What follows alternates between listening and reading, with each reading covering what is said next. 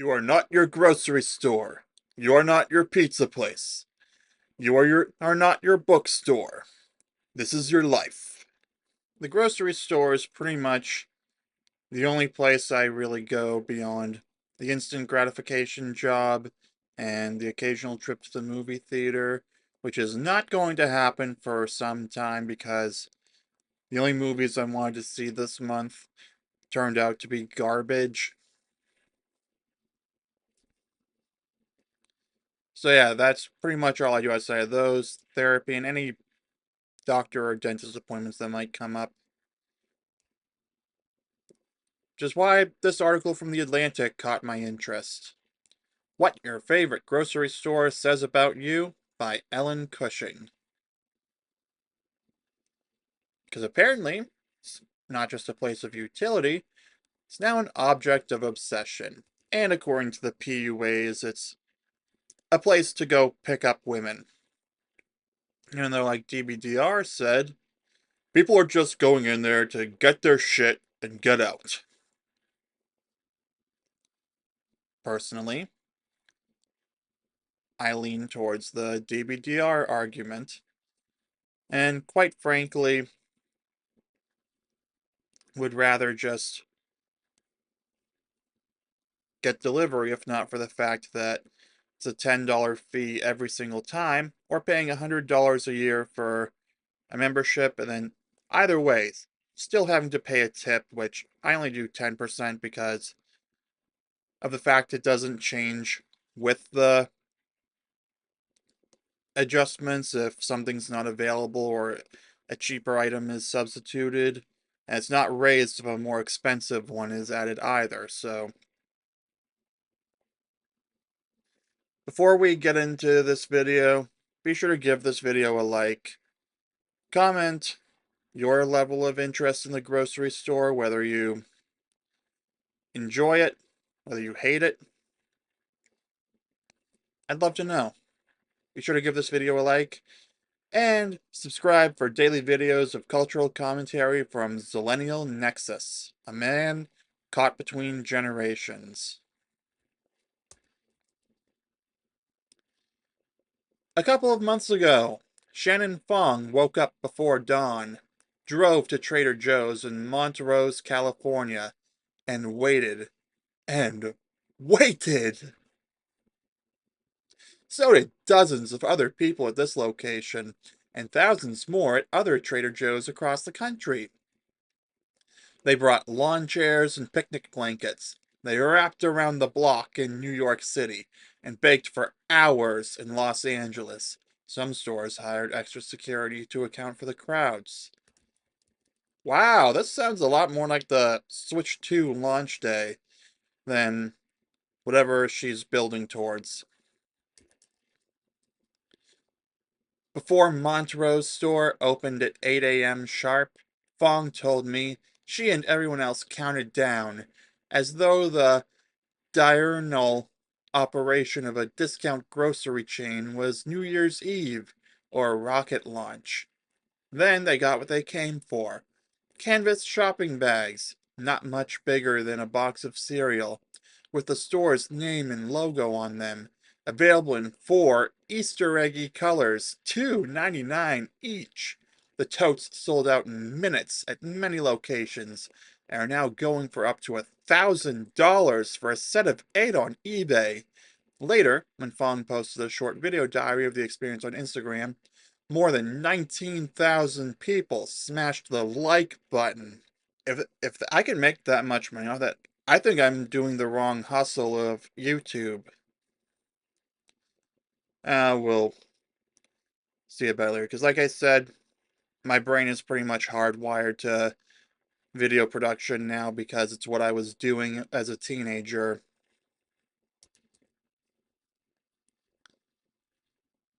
It's a little like being a superfan of the bank. A place that was once entirely utilitarian is now a place to line up to get into. I thought those lines only occurred in situations like It's a Wonderful Life with the beginning of the Great Depression.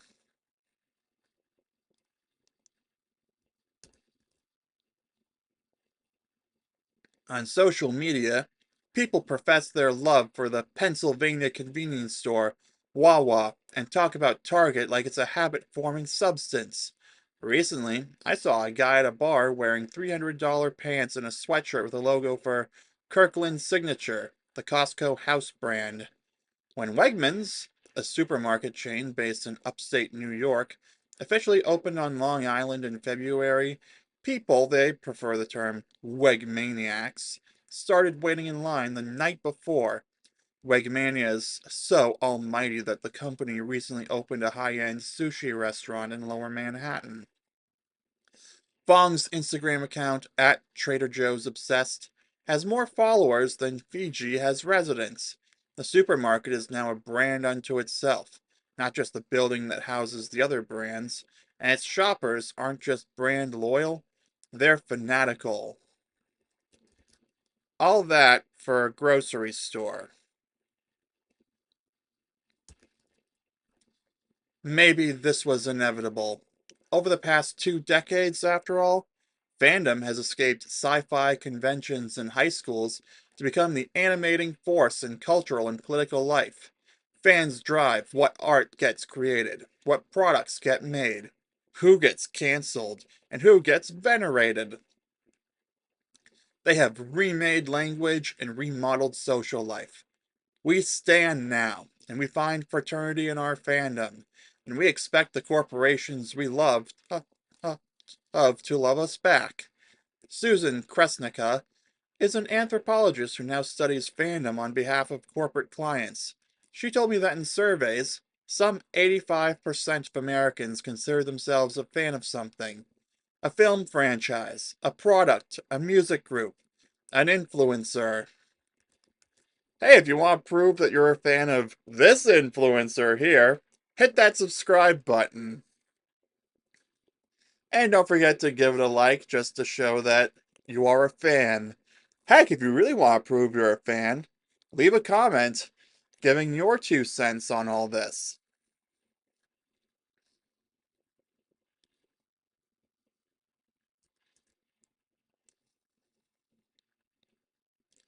Getting back to the article, fandom, Kresnica told me, is now part of our lexicon of self, a means of connecting with others and making sense of who we are. It's the new religion. It's the new church. It's the only way that we can get community in 2025.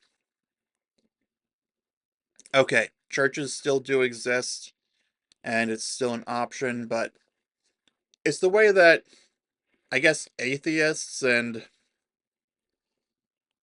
people who are a little disaffected by religion are able to do it, because people always say that if we let go of religion, something else will fill the void.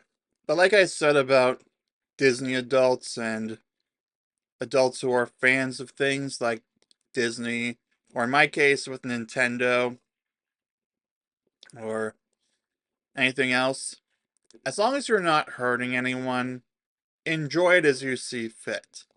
As long as you're not the type of Disney adult who would shove kids out of the way to get that photo op with Mickey Mouse, which, like I said in the previous video, should result in an immediate criminal trespass for life from every single Disney park on Earth.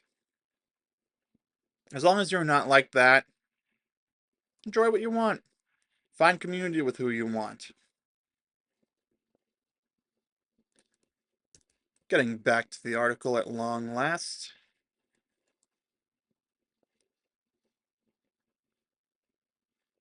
Political and cultural affiliation have declined, and the internet has enabled a new kind of common community building and identity signaling, one that is anchored to consumption rather than creed.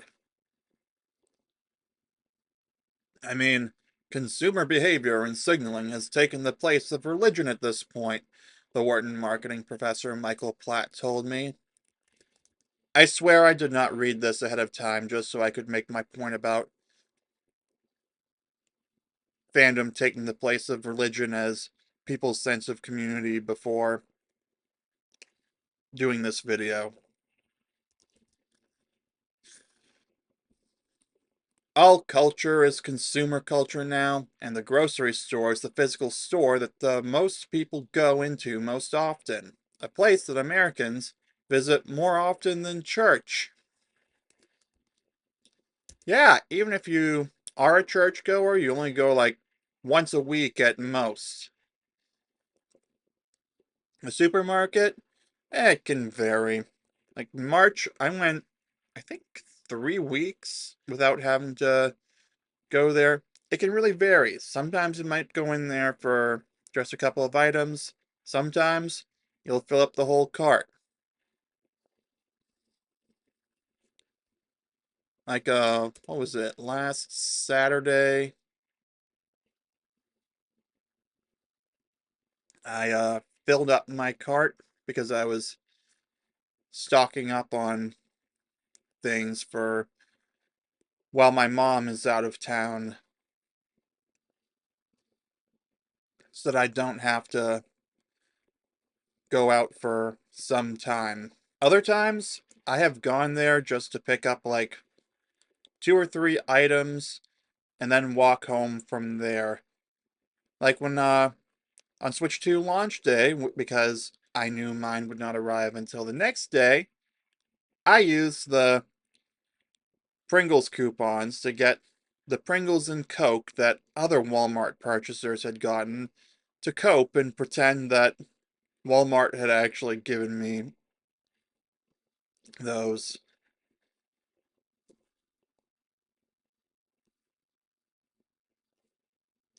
Yeah, it's also going back to my video about the grocery store conspiracy, the one that doesn't make sense. I'm generally loyal to Star Market because they have the best app for clipping the For You deals. This is not sponsored, by the way. I'm just saying that I use that to get the lowest prices. And if they want to build a profile of me, they are more than welcome to, as long as I'm getting steep discounts on items that I like to buy. Like last Saturday, I got four 1.5 quart containers of Friendly's ice cream for $2.97 each. That's one and a half, three, 6 quarts for $12. Not a bad price if I do say so myself. Honestly, I feel like sometimes it's what the price should be without hyperinflation and such. The increased gas prices that have resulted in these increased grocery prices, because if the cost to transport it goes up, the cost of the good goes up. And if gas gets too expensive, it becomes too expensive an endeavor because they have to raise the prices to a point that no one would pay. Honestly, I actually watched a really great video about this whole setup from what's his name? I just need to You've Been Lied To About Food Prices by Johnny Harris. I have to admit, it was a really great look at the complexity of the supply chain. It was simultaneously cheaper, yet more expensive to have things journey from it. That's actually why Hawaii has the highest grocery prices, because everything from there has to be flown in. You know what? Let's get back to the article before I get too far off topic. Kresnica compares identity to a gem with many facets: regional identity, political identity, professional identity, demographic identities. The grocery store can map onto several of these facets, she told me, and the ones with devoted fan bases do it exceptionally well. San Antonio based chain HEB has explicitly made itself a stand in for Texan identity. You could, if you wanted, outfit a kitchen with the state shaped galamafree it sells. Waffle irons, chicken nuggets, post it notes, charcuterie boards. The Los Angeles based chain Air One, meanwhile, explicitly caters to the Maha curious and disposable incomed. 99 Ranch, H Mart, and Velarda have all built loyalty by providing authentic ingredients to a diasporic audience. Chinese sauces, Korean noodles, Mexican snacks. In all cases, shopping at one of these places says something about who you are, something deeper than I need to eat and to stay alive. There's a general underlying biological and social driver for that kind of connection, social signaling, Platt told me. It all boils down to tribalism, right? Yes, people are very tribal. It's just a fact. You know, we're going to build our identities around something. Like me, I described myself in a past video as a Nintendo adult because I enjoy Nintendo games. And honestly, I'm kind of scared of that Eula bricking situation.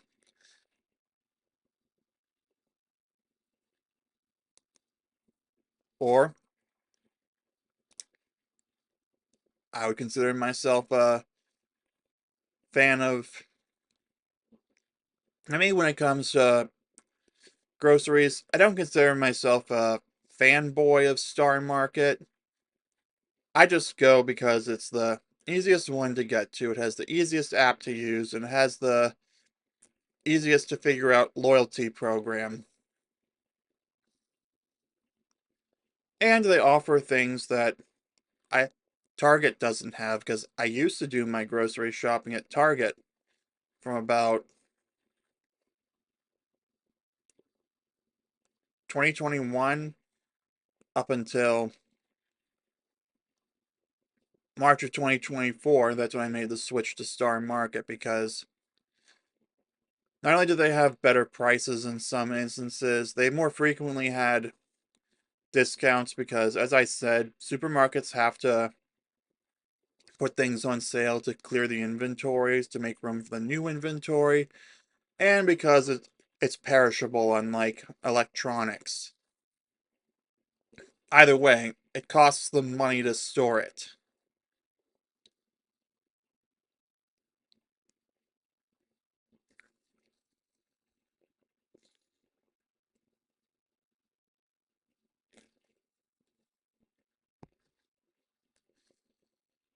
But yeah, at the end of the day, I'm no Star Market fanboy for the sake of it. I think they offer the best deals, the best app, but I'm not going to put them on a pedestal.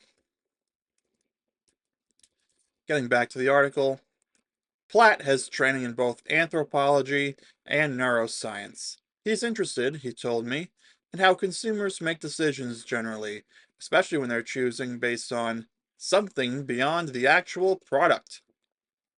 An avocado or a box of cereal is more or less the same at any grocery store. So, what is it about some stores that inspires lines down the block fandom? Platt and his colleagues recently conducted a study in which they hooked Trader Joe's shoppers and Whole Foods shoppers up to EEG machines and showed them good and bad news about the various brands, product recalls and launches, earnings, that kind of thing. His team had previously studied the brain activity of loyal Apple consumers, the first modern consumer mega fandom, and suspected that they might discover a similar phenomenon among Trader Joe's obsessives. Alright, I admit I am guilty of being an Apple fanboy. I'm using a MacBook and an iPhone to record this, and my Apple Watch is charging over there. Also, I wanted to say, speaking of Apple, their Christmas movie with Ryan Reynolds, Spirited, is actually a brilliant demonstration of how tribal people are. In the opening, the one of the early songs featuring Ryan Reynolds' character, it showed how he was able to use that kind of tribalism to increase the sales of real Christmas trees over the plastic ones by calling them, quote, Christmas killers and selling not a real Christmas tree, but the idea of what Christmas ought to be according to some people. So if you get a free trial of Apple TV Plus around Christmas, check it out. It demonstrates this perfectly.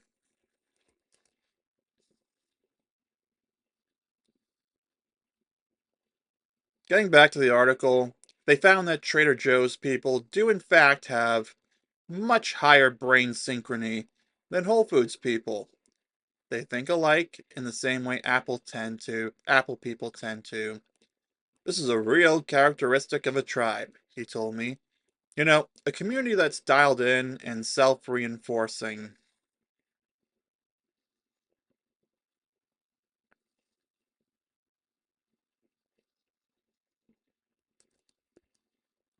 You are right on the money with that. I couldn't have said it better myself.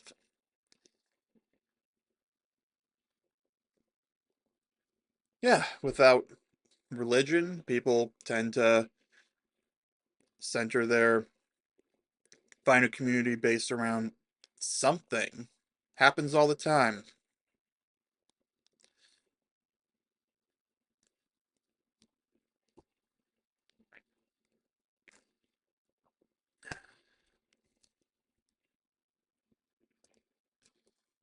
Grocery stores are much more robust and specialized than they used to be. They're easier to love and more reflective of their shoppers. They are also what we enact our values about nutrition, the climate, caring for our families, and what's worth spending money on, and find like minded people. You have all of this complicated morality going on with our food choices and our health and our bodies, Kresnika told me. The grocery store is a neat metonym for what we deem important. Yeah, I remember someone on YouTube I watched once said that the best place to meet good women is the produce section of Whole Foods because their willingness to spend the money on that caliber of food, meaning not full of the garbage that RFK is trying to outlaw. He said it was that was the best place because that's where you're likely to find women who take good care of themselves.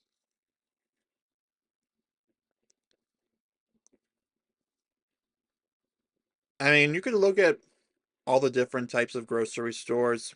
Star Market and Stop and Shop, I would argue, are kind of like the middle ground ones. If Whole Foods is like the high end grocery store because of all that, everything I just mentioned, there's a reason people call it whole paycheck.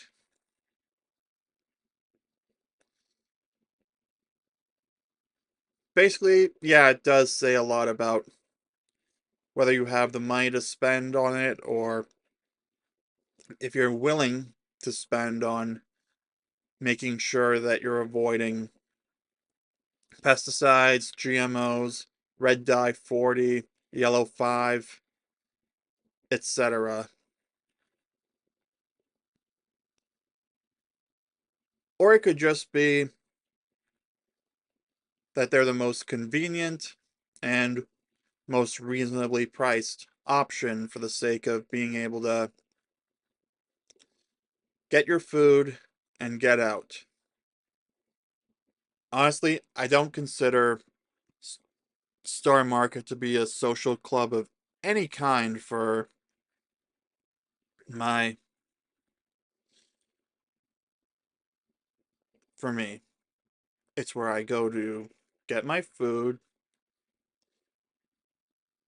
and then bring it home to prepare because I do not want to spend restaurant prices. You know, I think it would be kind of nice if supermarkets could be something of a third place. But that's just the thing with the stores is they also have to prioritize efficiency for the sake of having more customers come through so that they can make more money.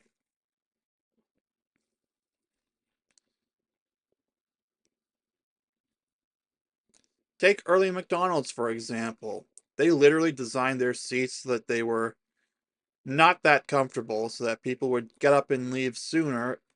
Like they wouldn't wait too long after they finish their food so that they can get more people in.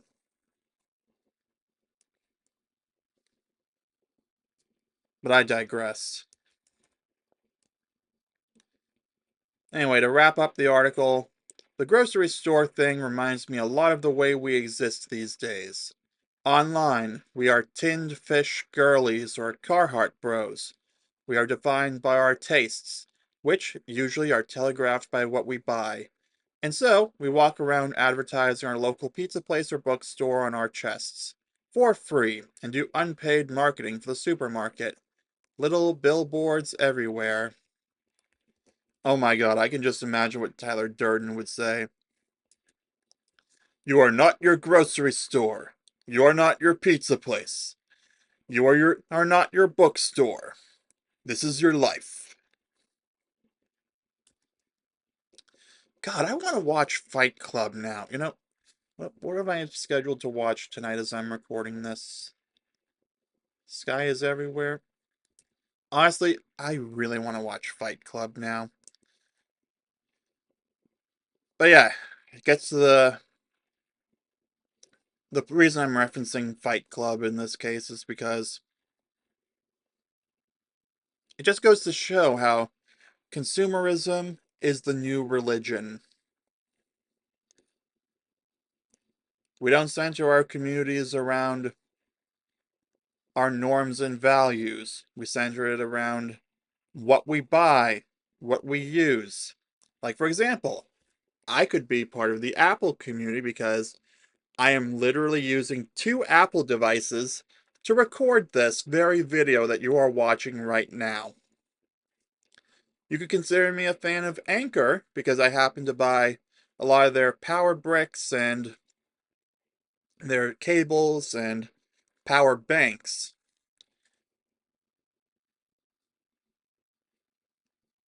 You could say I'm an Amazon fanboy because I use Amazon Prime to send out Christmas and birthday presents throughout the year, and I use it to get the occasional thing for myself.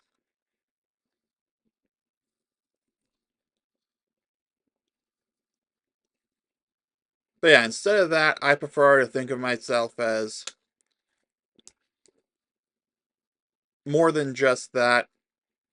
You know, I am not my iPhone, I am not my MacBook, I am not my Apple Watch, I am not the electronics that I use. They're all just tools that I use to make these videos.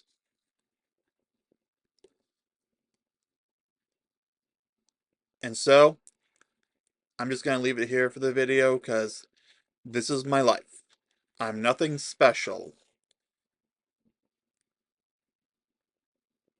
I happen to think that Apple, Nintendo, and Star Market provide great value, relatively speaking.